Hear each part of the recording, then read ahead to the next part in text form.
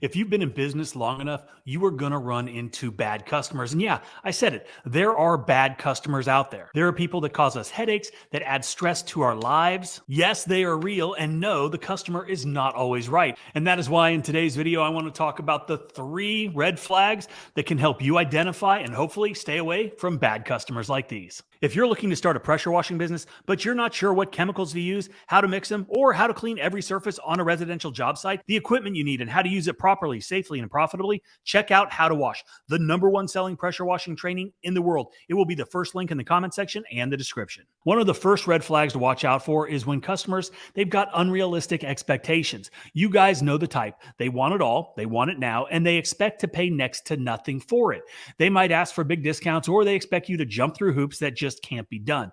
So I'm going to give you an example. A customer calls, she wants a price on a house wash and a driveway cleaning.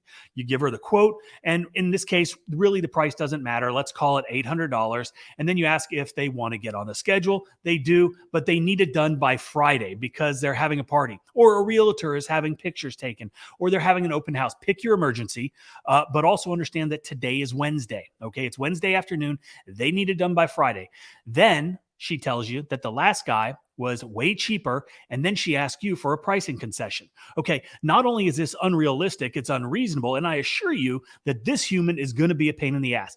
She's going to nitpick everything that you do and will likely be pretty vocal about her opinion on you and your company, which is one reason why I would probably want to walk away. Now, the only way that we will work for this type of customer is letting them know that we can accommodate the time request, but we are going to have to include a rush charge, and now the price is $1,000. It went up $200, but we can be there by Friday, get it done for their emergency.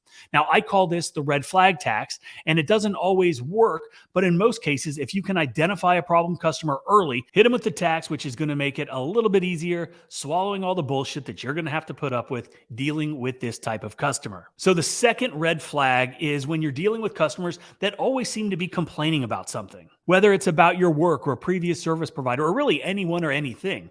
And while occasional issues are going to occur, a pattern of recurring complaints is going to be a major warning sign for you. It is a red flag you need to identify.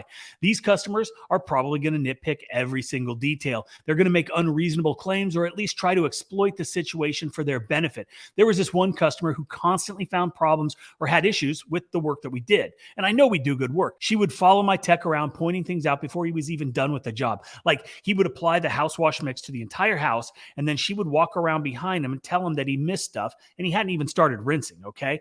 We did several jobs for him over the course of a couple years, and they would come up with something new to complain about every single time. It felt like they were trying to get a discount every single time, or get out of paying altogether. The last time, it was saying that we tore several screens on their windows, and they wanted to deduct the replacement cost from the invoice that we sent over. Of course, this didn't work because we do the 28-point pre-inspection with 𝗤𝘂cie𝗁𝗲 on every job, and those screens were documented, and that document was emailed to the customer before we even began working, and then we referenced that when they brought it up. And now they are on the blacklist, and we will never do anything else for them, because dealing with customers like this, it's going to be time consuming, it's going to be costly, and honestly, it's emotionally draining, right? Because you're dealing with headaches and bullshit that you really shouldn't be dealing with, right?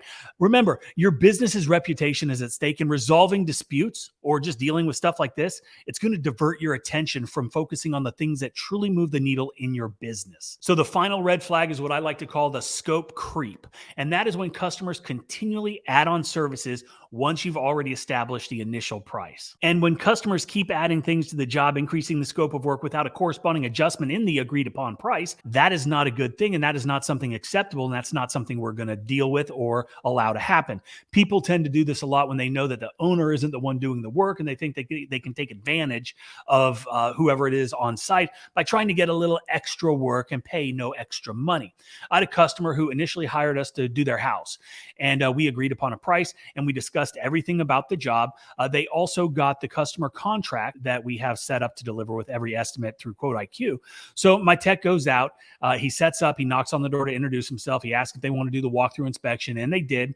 And as they're walking around, the guy kept adding more and more things on, like cleaning the patio, which was small, the AC unit concrete pad, again, something small, and probably something that we would have done without even being asked because it was dirty and it did need to be done. And it's just those little things that don't take a lot of time. But then Then he started to ask about hitting a couple spots on the roof, right? Now, this entails taking out an entirely different system, the soft wash system. It's a completely different process. And no, we're not just going to hit a couple spots. And then he asked if we could get an oil stain off the driveway. And he expected us to do all of that without any adjustment to the original price. Now, my guys are smart, they're well trained, and they can see this coming a mile away. And while this guy was adding all this on, Matthew was taking notes. Then he texted me and asked for the upcharge.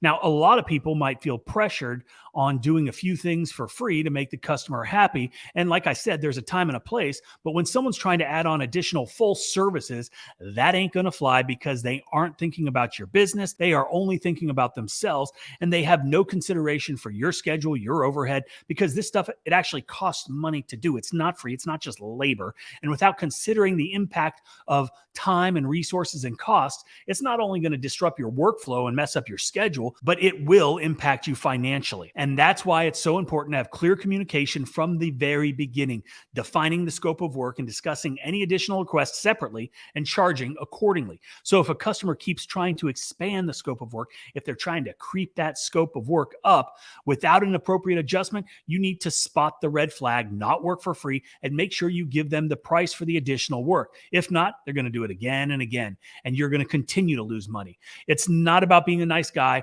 and it's not about going above and beyond. Yes, be nice. Yes, do an amazing job, but don't get taken advantage of. So those are the 3 red flags that I think might help you identify some of these bad customers.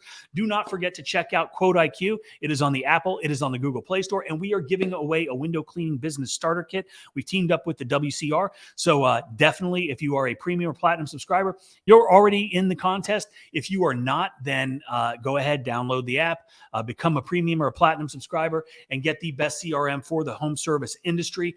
Also, obviously, check out 𝗤𝘂𝗁𝗏 if that is something that you are interested in. And I hope you guys have a great day.